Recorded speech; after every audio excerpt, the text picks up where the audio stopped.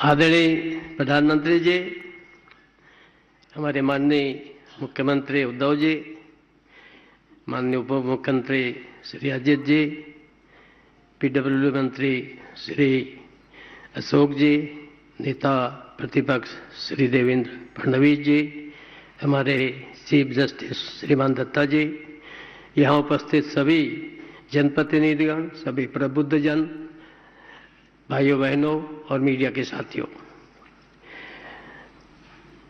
आजादी के अमृत महोत्सव पर सिंधु सागर और बाण गंगा के तट पर अवस्थित इस राजभवन में आज जलभूषण और ऐतिहासिक बंकर में महाराष्ट्र के क्रांतिवीरों को समर्पित क्रांति गाथा के लोकार्पण के अवसर पर आप सबका मैं अभिनंदन करता हूं, स्वागत करता हूं। आदरणीय प्रधानमंत्री जी, इस छोटे से कार्यक्रम के लिए लोग मुझे कह भी रहे थे कि प्रधानमंत्री जी आएंगे भी क्या। आपने सहमति दी, ये आपका अपने सहयोगियों के प्रति स्नेह और उन पर विश्वास का परिणाम है। मैं आपको इसके लिए बहुत बहुत आभार प्रकट करता हूं। मैं इस काम में हमारे मुख्यमंत्री जी, विशेष करके हमारे उप मुख्यमंत्री जी और लोक निर्माण मंत्री जी, जिन्होंने समय समय पर बड़ा सक्रिय रूप से सहयोग दिया, इसके कारण से इस समय पर संपन्न हुआ, मैं उनका भी आभार प्रकट करता हूं। मैं अपने अधिकारी विशेष करके मनोज सोनिक, जो यहाँ के एसीएस हैं, जब उन्होंने देखा कुछ देर हो रही है, प्रधानमंत्री आने वाले हैं, तो जाने कहां से फौज इकट्ठा करके कर्मचारी, अधिकारी, ऐसे सारे लोगों को इकट्ठा करके समय पर पूरा करने में बड़ा सहयोग दिया। उनको और उनके सभी सहयोगी अधिकारियों, इंजीनियरों को भी मैं धन्यवाद देता हूं। मैं विशेष करके अपने जो मजदूर हैं, आप जानते हैं कि हमारे प्रधानमंत्री जी का एक प्रमुख प्रार्थना है, अब अक्सर पहले अपने भाषण में वो बोलते थे, वैष्णव जन तो तेने कहिए जो पीर पराई जाने रे।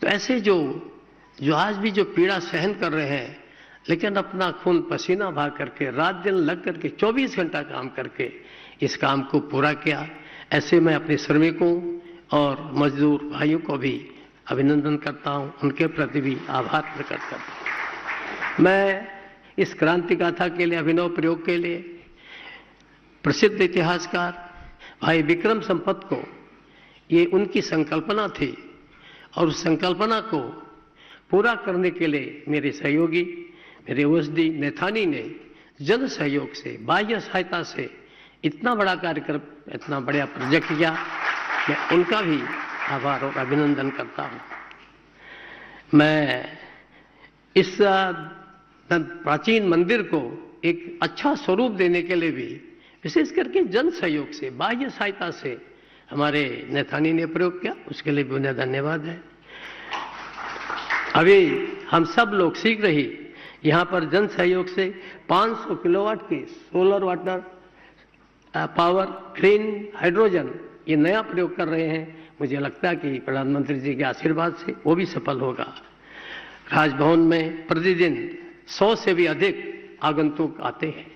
यहाँ पर देश विदेश से, विदेशों के भी राज्याध्यक्ष, प्रधानमंत्री और एम्बेसडर और कंसल जनरल तो अक्सर लगभग हर हफ्ते आते रहते हैं, और उन लोगों को उत्सुकता रहती है देखने की राजभवन को, इसके माध्यम से प्रदेश को जानने की उनकी उत्सुकता रहती है।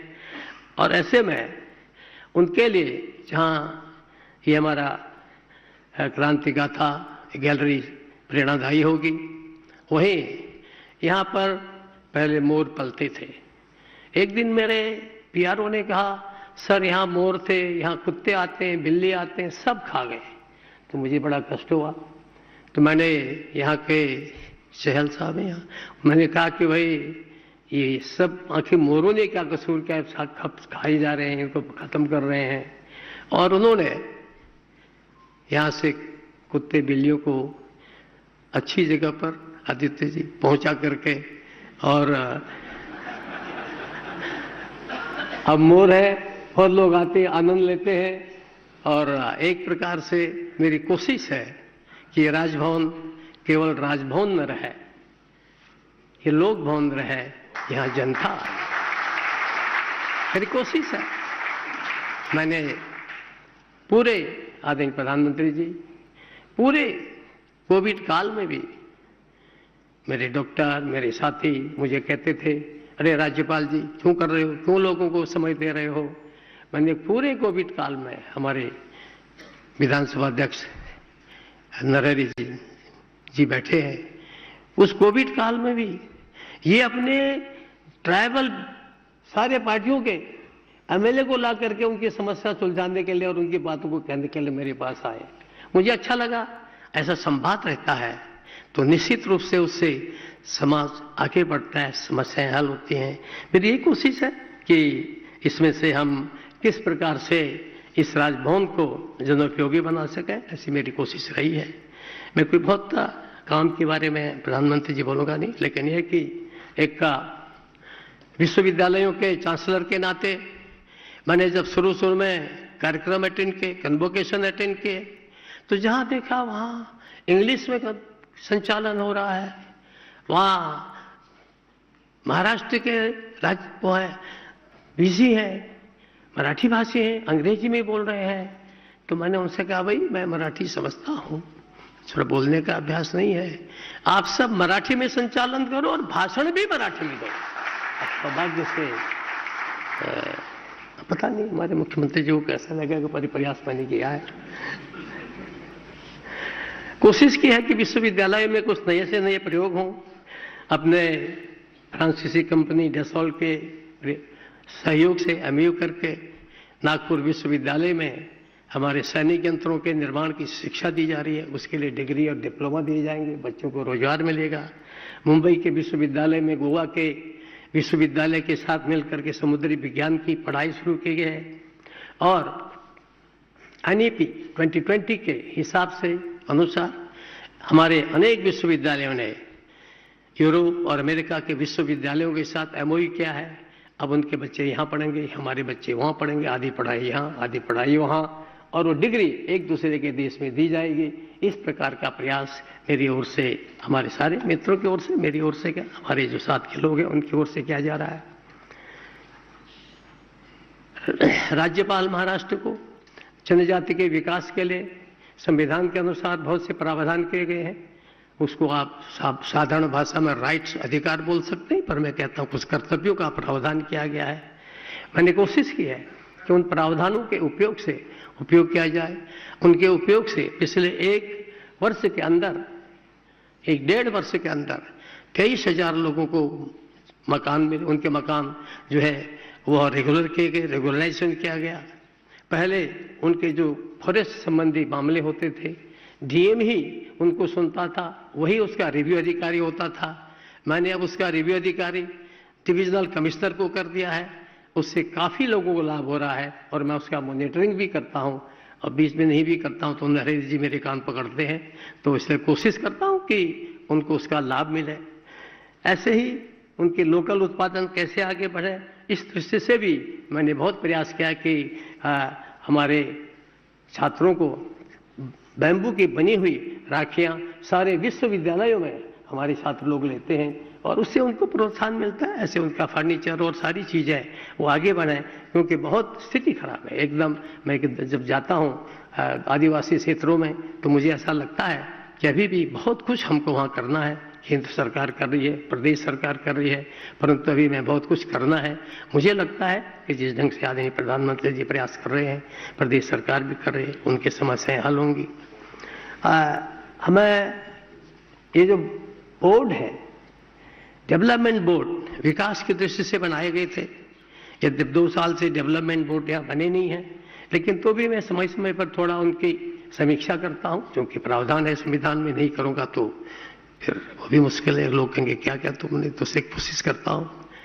विशेष करके सिंचाई योजनाएं, हमारे आदरणीय जयंत जी बैठे हैं मंत्री, इनके साथ भी बैठक हुई, ये भी बैठकों में आए, अधिकारी भी बैठक में आते हैं।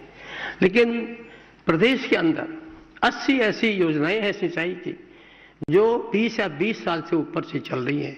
कुछ को तो 40 साल हो गए, कुछ में 90% काम, कुछ में 70%, 75% काम, लेकिन योजना का लाभ नहीं मिल रहा है। ऐसी आधी अधूरी योजनाएं पड़ी हुई हैं। मैं, आप भी बैठे हैं, मुख्यमंत्री जी बैठे हैं, क्योंकि मैं किसान का बेटा हूं और गरीब परिवार से आता हूं। एक दिन लगता है कि अब पानी नहीं मिलता। औरंगाबाद गया था, एक दिन मैं रात रहा, लोग मुझे आकर बोले कि इतने 7 दिन बाद, 5 दिन बाद पानी मिलता है।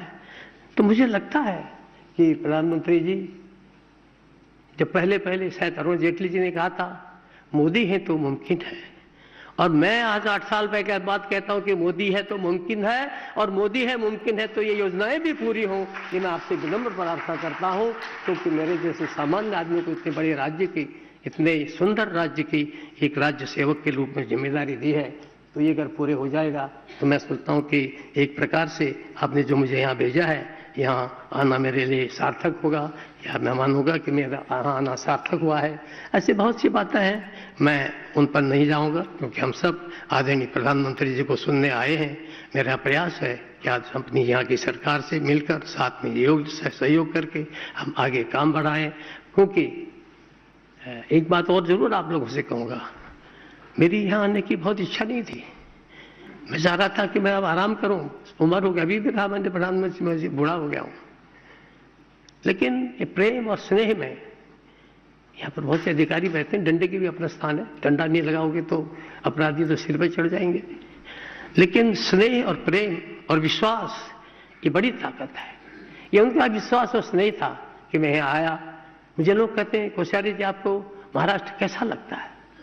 मैं कहता हूं कि मुझे महाराष्ट्र एकदम अपने हिमालय सा लगता है, उत्तराखंड सा लगता है। और एक ही बात है, जब मुझे उत्तराखंड में जाता हूं, सब कुछ है, लेकिन वहां समुद्र नहीं है, सागर नहीं है। यहां भी सब कुछ है, मगर हिमालय नहीं है। लेकिन तो भी इतना सुंदर प्रदेश है। मुझे लगता है आपने अपने प्रारंभिक जीवन में सामाजिक राजनीतिक जीवन का कार्य यहाँ महाराष्ट्र से शुरू किया, और मुझे संध्या काल में आपने जीवन के यहाँ भेजा है।